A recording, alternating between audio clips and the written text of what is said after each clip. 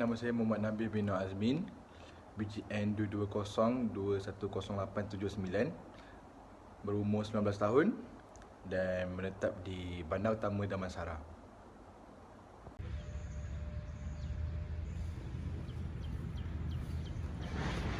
Assalamualaikum, nama saya Alif Akbar bin Adnan. Saya berumur 19 tahun. Saya menetap di Kajang. Saya belajar di KPTM Bangi. Nombor ID matric saya adalah BGN 22021088, Seksyen 41.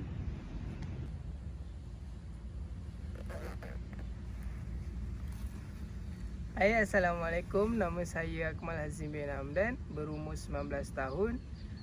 Menetap di Ceras, belajar di KPTM Bangi.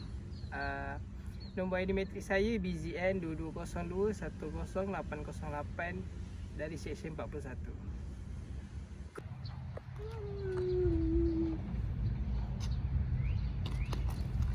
Assalamualaikum, nama saya Muhammad Irfan bin Syafuddin, AB 241. Saya belajar di KPTM Bangi, menetap di Selangor. Nombor ID matric saya BGN 22021087.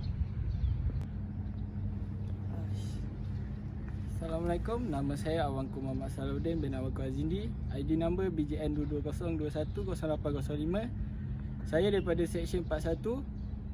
Enjoy the video. So, topik kita pada kali ini kita cakap pasal zakat. Seperti yang kita tahu, zakat ialah istilah kewangan Islam yang merujuk kepada kewajipan seseorang individu untuk mendermakan sebagai harta daripada dirinya sendiri bagi setiap tahun untuk tujuan amal. Zakat merupakan salah satu rukun Islam yang kelima, iaitu menunaikan zakat. Zakat jauh berbeza sekali dengan sedekah. Sedekah merupakan salah satu pemberian kebajikan secara sukarela kerana kebaikan ataupun kemurahan hati sang penderma. Dari segi bahasa, ialah merupakan kata terbitan daripada kalimah zakat yang bermaksud suci dan subur, termaksudlah bersih, berkat, berkembang dan baik kepada harta zakat, pembayar zakat dan penerima zakat. Dari segi syarak pula, zakat ialah satu tindakan yang mana mengeluarkan harta sendiri dengan kadar tertentu mengikut syarat-syarat tertentu untuk diagihkan kepada golongan yang tertentu. Zakat sewajibnya diterima oleh golongan-golongan yang tertentu seperti fakir, miskin, mu'alaf dan sebagainya dengan jumlah serta batasan-batasan menurut ketentuan Islam. Zakat merupakan salah satu tindakan pembersihan ataupun penyucian rohani seseorang individu. Okey, yang kedua kita akan bersembang pasal konsep penyucian dan pembersihan dalam zakat. Seperti yang kita tahu, perintah dan suruhan untuk berzakat sering dikaitkan dengan perintah menunaikan solat dalam Al-Quran.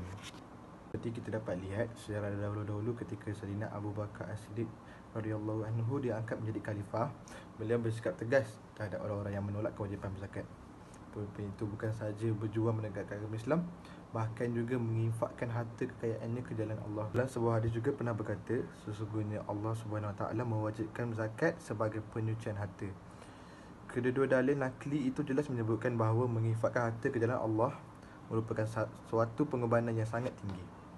Namun, sebagai manusia, ia memang menjadi satu fitrah bagi kita untuk menyayangi harta benda kita. Apabila kita harus mengeluarkan ataupun memberikan satu benda yang kita sayangi, ia menjadi satu perkara yang amat sukar untuk kita lakukan. Okey, seterusnya, adakah anda tahu perbezaan di antara cukai dan zakat? Mari saya terangkan. Perbezaan yang pertama adalah ketetapan. Zakat adalah ketetapan dari hukum agama Islam, manakala cukai pula adalah ketetapan dari kerajaan.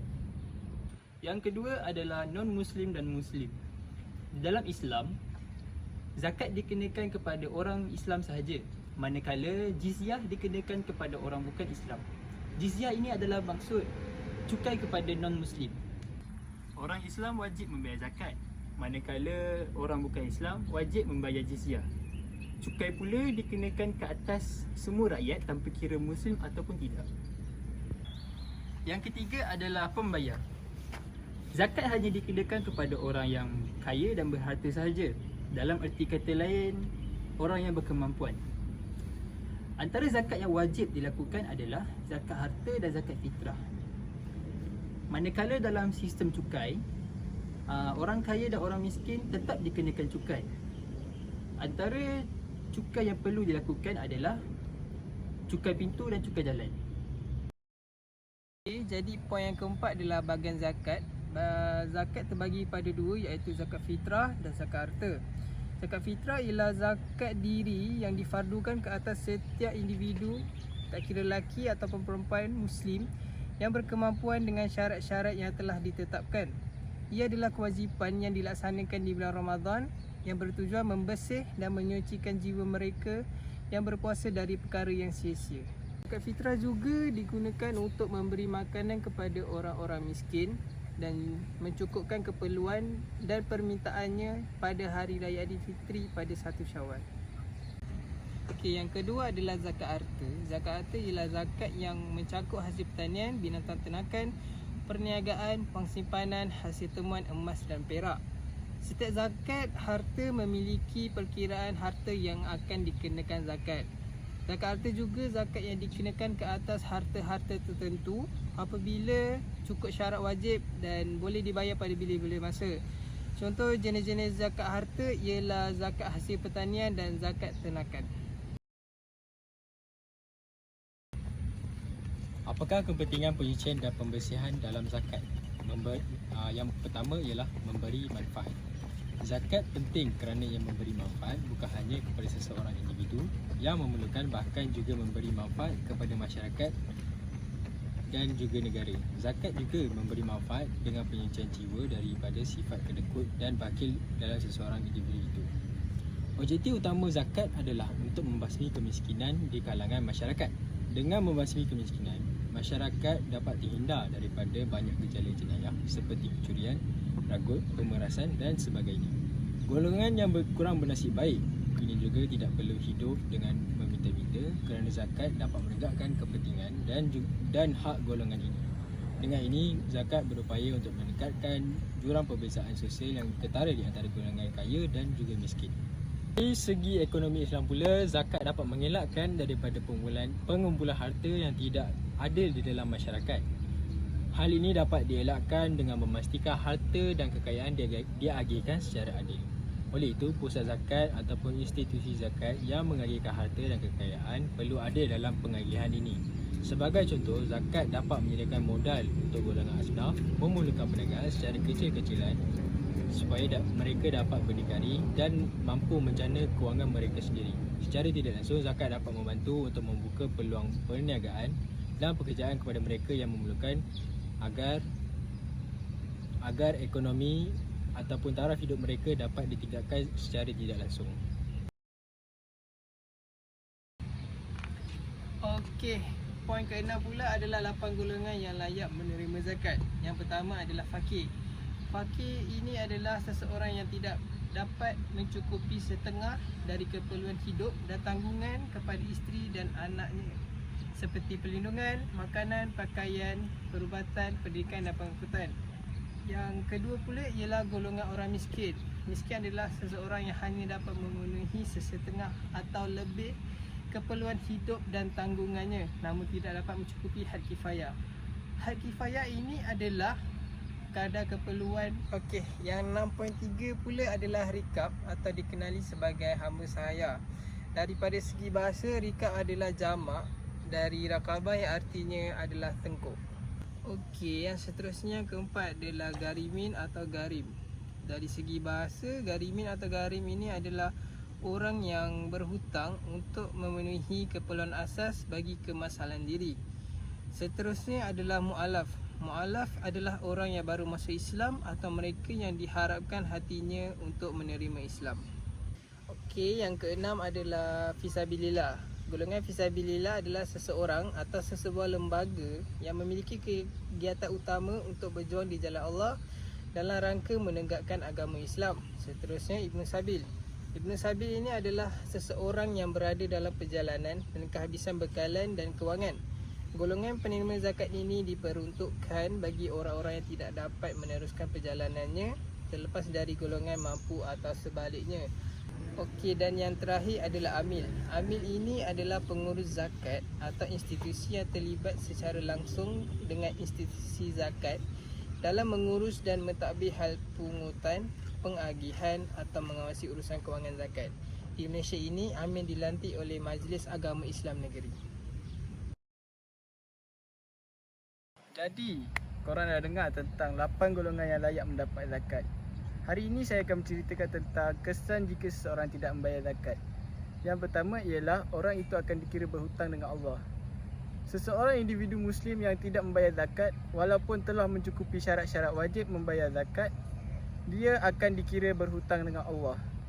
Hal ini kerana zakat merupakan rukun Islam yang ketiga, iaitu wajib bagi seseorang umat Islam melunaskannya. Selain itu, jika seseorang menangguhkan atau terlewat membayar zakat, maka wajib bagi seseorang itu mengkodok zakatnya. Kerana jika seseorang berniat sengaja untuk menangguhkan atau melewatkan membayar zakat, ia akan menjadi penghalang kepada golongan fakir dan miskin untuk mendapatkan haknya. Poin kedua ialah menjadi hak ganti rugi golongan fakir dan miskin terhadap harta yang diwajibkan zakat. Jika seseorang itu masih tidak mengkodok zakatnya, dia akan menanggung azab oleh Allah SWT kerana perbuatannya yang menjejaskan hak dan kesejahteraan orang fakir dan miskin. Selain itu, rasa was-was boleh menimpa orang yang tidak membayar zakat akibat tidak menyempurnakan kewajipannya itu apabila jumlahnya zakat telah mencapai nisab dan tertangguh hingga bertahun-tahun lamanya. Justeru, sebagai umat Islam kita haruslah bertanggungjawab dan mengambil berat terhadap kewajipan zakat ini supaya diri hidup kita sentiasa diberkati dan dirahmati oleh Allah SWT. So, korang dah faham tentang zakat. Kesimpulan daripada zakat ialah zakat merupakan salah satu cara untuk umat Islam membersihkan dan menyucikan diri mereka daripada segala dosa dan perkara-perkara buruk yang pernah mereka lakukan kepada Allah SWT sepanjang hidup mereka sebagai orang Islam. Umat Islam perlulah mengambil berat terhadap rukun Islam ketiga ini agar dapat mengenal pasti bahawa layak atau tidak untuk membayar zakat apabila sudah tiba masanya nanti. Selain itu, orang Islam harus ada rasa nak bertanggungjawab untuk melaksanakan kewajipan kerana ia wajib ditunaikan oleh individu yang sudah cukup syarat-syaratnya agar zakat yang telah kita laksanakan itu dapat disalurkan dan dimanfaatkan oleh orang yang layak menerimanya. Akhir sekali, sebagai umat Islam yang mengaku beriman dan ingin mendapatkan keberkatan dan keredaan Allah SWT serta syafaat dan pertolongan Rasulullah SAW di akhirat kelak, kita mestilah bersama-sama menunaikan ibadah zakat ini dengan penuh keikhlasan kerana Allah SWT membalas sebaik-baik balasan terhadap kita dengan diberikan dan dilimpahkan keberkatan olehnya.